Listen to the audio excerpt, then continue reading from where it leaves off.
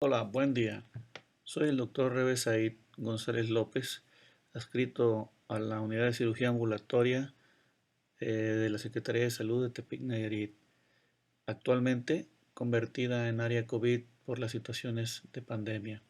En esta ocasión vamos a hablar de un tema muy interesante,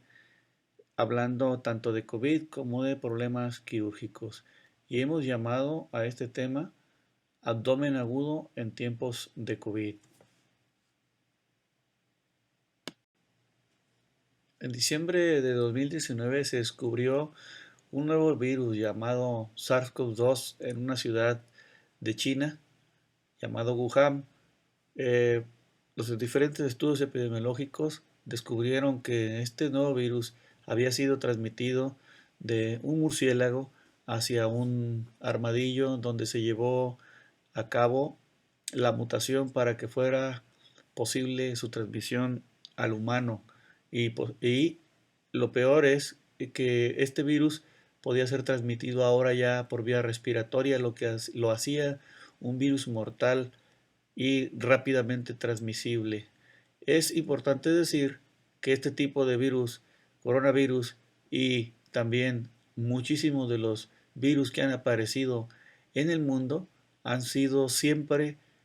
salidos o muchas de las veces salidos de los murciélagos. El murciélago es el portador de múltiples virus en su saliva que hace que se transmitan a otras especies y que poco a poco vayan mutando hasta convertirse en enfermedades transmisibles al humano. Es por eso que muchos investigadores, tanto chinos como de otros países, han investigado a los murciélagos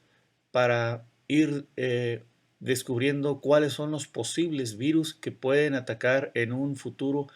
al humano e ir tratando de descubrir vacunas o formas de atacar a a estos nuevos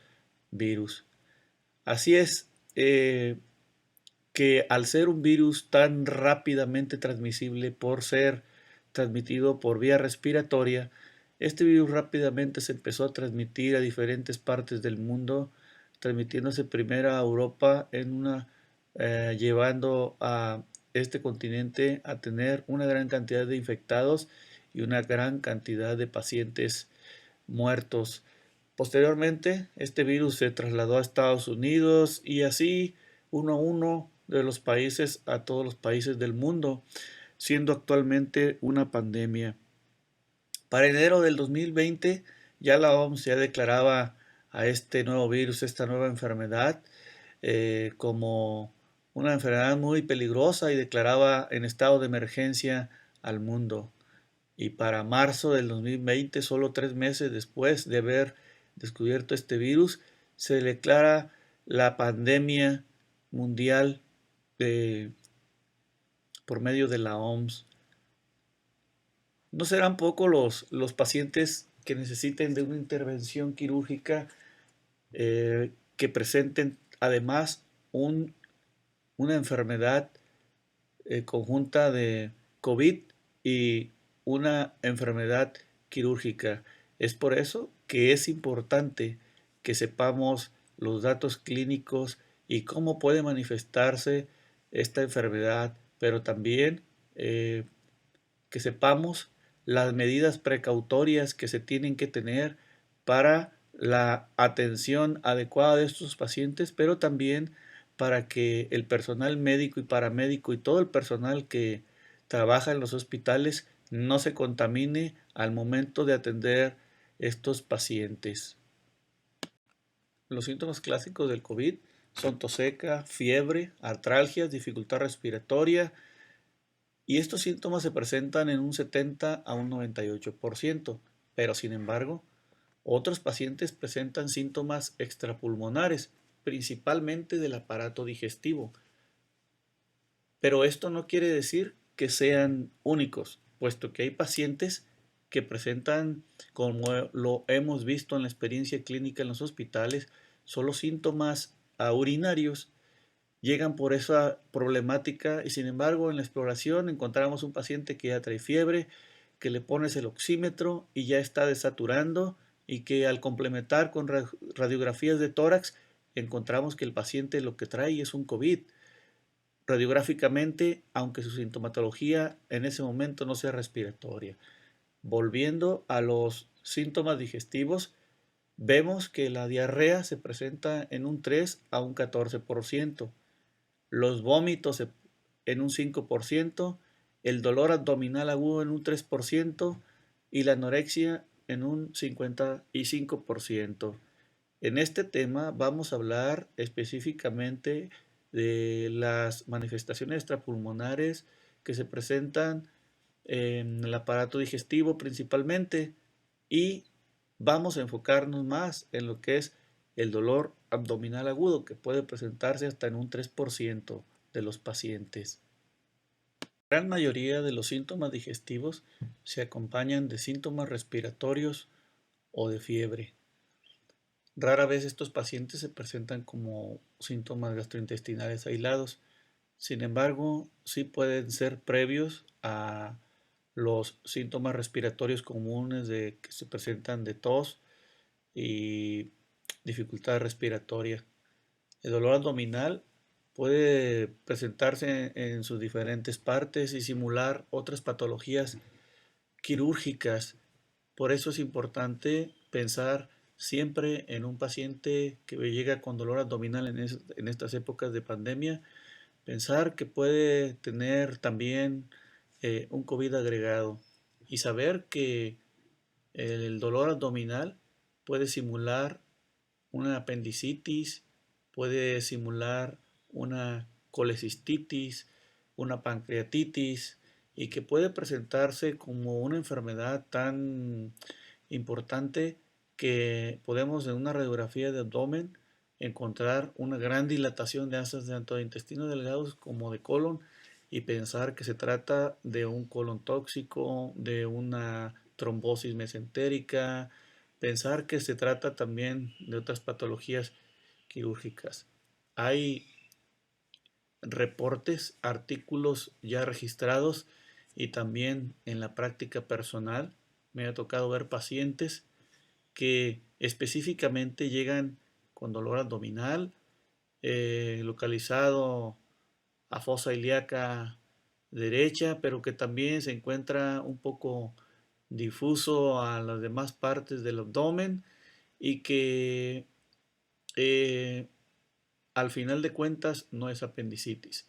Quiero comentarles de un caso, un niño de 3 años, en donde llega llorando y refiere a la madre que tiene 3 días, perdón, un día con fiebre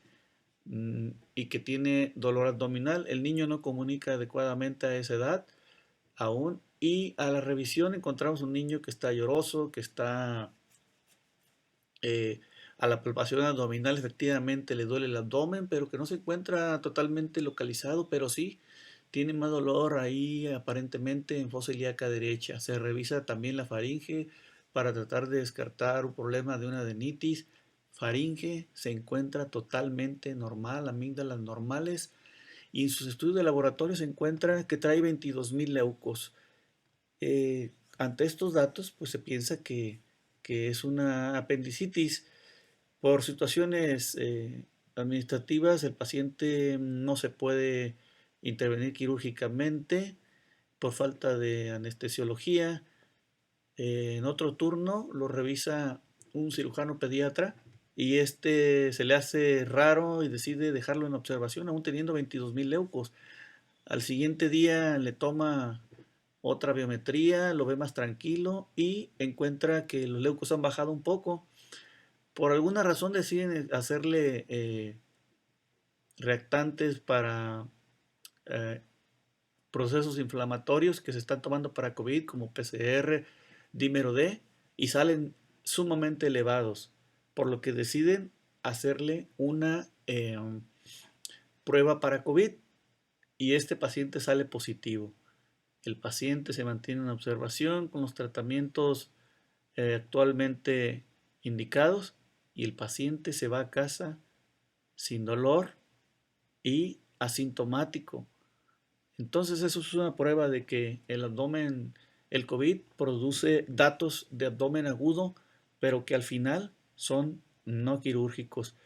Existen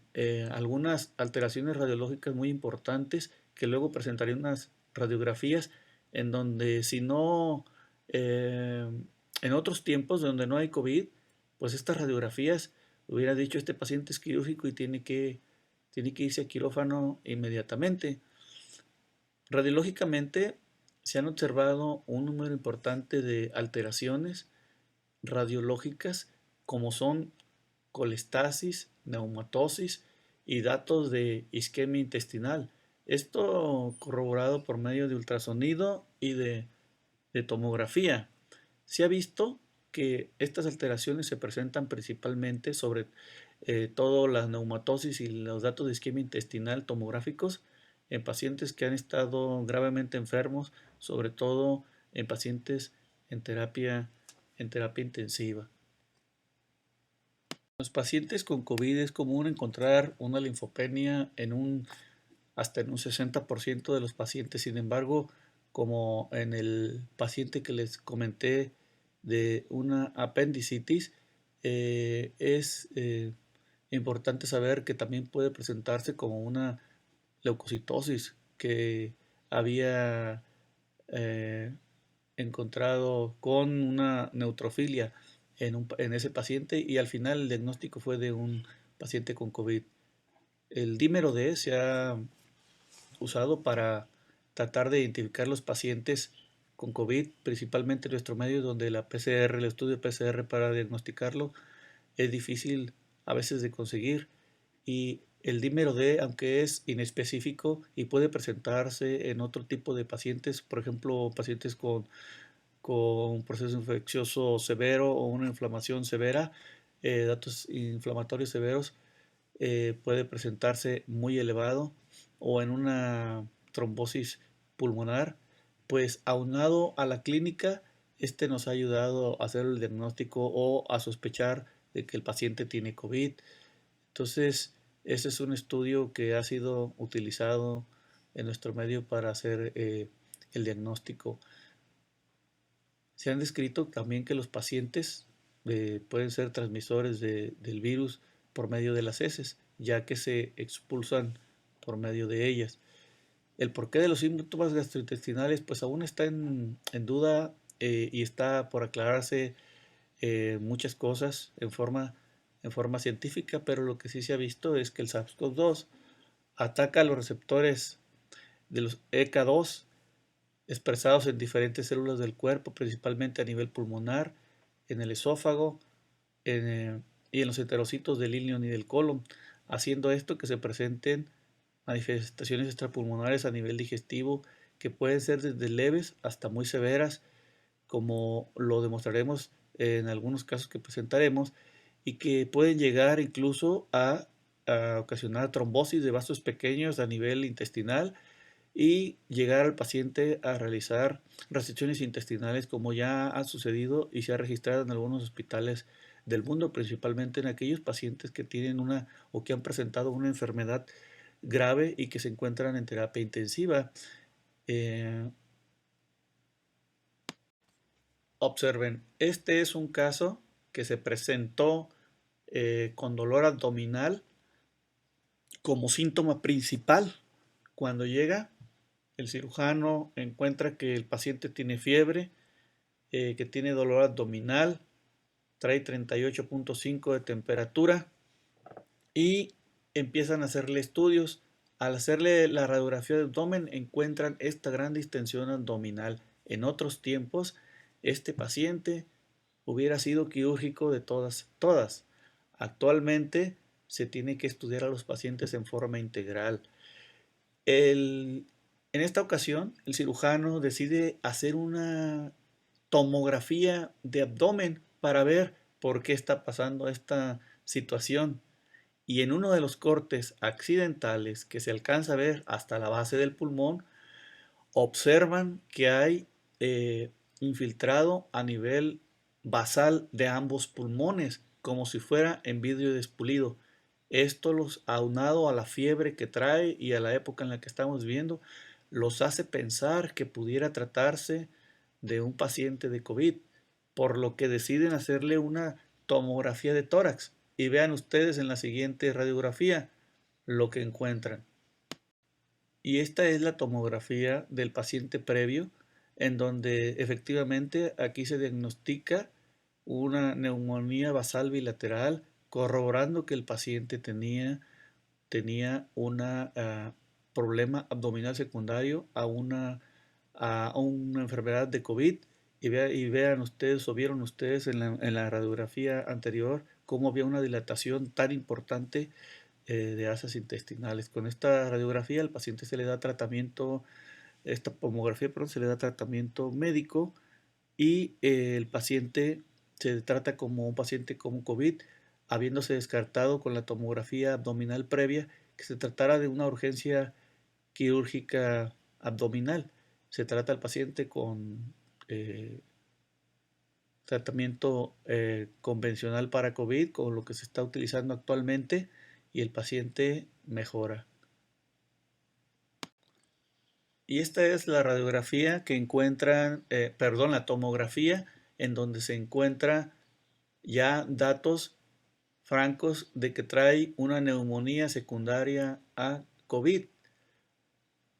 lo cual explica el dolor abdominal que trae al no encontrarse datos tomográficos de algún abdomen quirúrgico o de alguna urgencia quirúrgica, por lo que se decide dar tratamiento como a cualquier paciente COVID conservador, y este paciente sale adelante sin ningún procedimiento quirúrgico. Vean, estas son unas radiografías de un paciente con datos radiográficos en vidrio despulido bilateral, que indica que es una neumonía secundaria a COVID. Aquí tenemos otra radiografía, igual, con infiltrados bilaterales en vidrio despulido de un paciente que tiene esta enfermedad. Y es importante decir también que en etapas iniciales las radiografías no sirven para hacer el diagnóstico de COVID, por lo que el estudio más adecuado en pacientes sospechosos pues es una tomografía de tórax. La neumonía basal con derrame puede justificar cualquier dolor abdominal superior, por lo tanto siempre hay que estar atentos a esto. El diagnóstico diferencial actualmente constituye un doble reto, puesto que el quirúrgico tiene que diferenciar si el paciente, su dolor es secundario a un problema abdominal o se trata de un dolor secundario al problema de COVID. Y a veces descartarlo constituye una situación nada fácil. Y a veces esto tiene en peligro la vida del paciente, puesto que los pacientes que se catalogan como que el dolor abdominal es secundario a COVID van al área COVID. Y si nosotros nos equivocamos y metemos un paciente que trae algo quirúrgico aunado a COVID y no lo operamos, el paciente tiene altas posibilidades de morir y no salir adelante. En momentos de pandemia, todo paciente debe ser considerado como posible fuente de infección o como posible positivo. Por lo tanto, el médico siempre tiene que interrogar, aparte de interrogar sobre los posibles problemas quirúrgicos o patologías abdominales, tiene que interrogar si no tiene datos de COVID para descartar que esa pueda ser la causa del dolor abdominal que trae en esos momentos. Sin embargo, a veces esto y decidir si el paciente es quirúrgico o no, como habíamos dicho, se torna difícil. La tomografía de tórax ha sido actualmente de gran ayuda para diagnosticar pacientes con COVID, puesto que las radiografías de tórax, perdón, en etapas iniciales muchas veces no aportan datos radiográficos de que el paciente está enfermo y sin embargo, cuando realizamos una tomografía, vemos que el paciente sí trae datos de neumonía atípica, vidrio despulido para poder diagnosticar esta enfermedad. Por lo tanto, la tomografía se ha convertido en una herramienta muy útil y en un estándar de oro para realizar diagnósticos tempranos de pacientes con sospecha de COVID. Actualmente, en estas épocas de pandemia, el ataque de abdomen en un paciente con un probable abdomen agudo se ha convertido en una herramienta muy indispensable y que se ha sugerido debe de usarse en todos los pacientes que puedan tratarse de un abdomen agudo, pero debe extenderse los cortes hasta la base del tórax o extendida hacia tórax para diagnosticar si pudiera haber un caso de COVID que puede ser diagnosticado en etapas tempranas con este método. Por eso se dice que el ataque con la extensión a tórax es lo ideal, ya que ayuda a buscar elementos tanto abdominales como torácicos que pudieran ocasionar el dolor abdominal. En el ataque de tórax, lo que se encuentra en una paciente con COVID son opacidades múltiples en vidrio despulido con consolidaciones en la periferia del pulmón. Y como dijimos, pues es relevante para identificar en forma precoz a los pacientes con COVID, sobre todo en aquellos que tienen sospecha de que se requiere una intervención quirúrgica. Ahora, cuando ya hemos decidido que el paciente es candidato a cirugía y que tiene una patología quirúrgica, es importante definir varias entidades. Primero, es crucial, y iremos definiendo cada una de ellas en forma separada, es crucial definir el estado de COVID-19. ¿Es o no positivo el paciente? Ante la duda, pues actuar como si fuera positivo. ¿Existen equipos de protección personal e instalaciones adecuadas? Debemos preguntarnos también, ¿existe la posibilidad de tratamientos alternativos a la intervención que sea seguro para el paciente? ¿Cuál es la vía quirúrgica más recomendable? Entonces, primer punto, debemos definir en qué estado del COVID se encuentra el paciente. ¿Es positivo o es negativo? Debemos utilizar los medios a nuestro alcance para definir si el paciente es un paciente positivo o es un paciente negativo. Si con todos los medios a nuestro alcance no logramos definirlo o si no tenemos nada, como es lo común en muchas de nuestras instituciones de salud, lo que debemos hacer es manejarlo como si fuera positivo y tomar todas las precauciones debidas para no contaminarnos ante cualquier paciente que pudiera ser positivo. Segunda pregunta. Debemos preguntarnos si existen equipos de protección personal e instalaciones adecuadas. Aquí, todo el personal, tanto cirujano, anestesiólogos, ayudantes y enfermeras, deben de contar con todo el equipo de protección personal necesario para su protección, así como el entrenamiento tanto teórico como práctico para colocarse su equipo y no poner en riesgo su integridad, cosa que en muchos hospitales no sucede, pero esas son las características que debemos de tener, así como unas instalaciones adecuadas donde podamos realizar el procedimiento sin poner en riesgo la integridad del personal. También debemos hacernos la pregunta, ¿existe la posibilidad de tratamientos alternativos a la intervención que sean seguros para el paciente? Como se hizo en algunos lugares del mundo, en donde los pacientes con apendicitis eran tratados con antibióticos y no sometidos de primera intención a cirugía, o como en los pacientes con colecistitis, en donde no se sometían a procedimientos quirúrgicos, sino se daba antibiótico para tratar de realizar un tratamiento conservador, puesto que se ha visto que los pacientes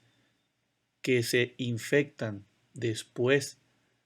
de realizarse un procedimiento quirúrgico o que se operan teniendo COVID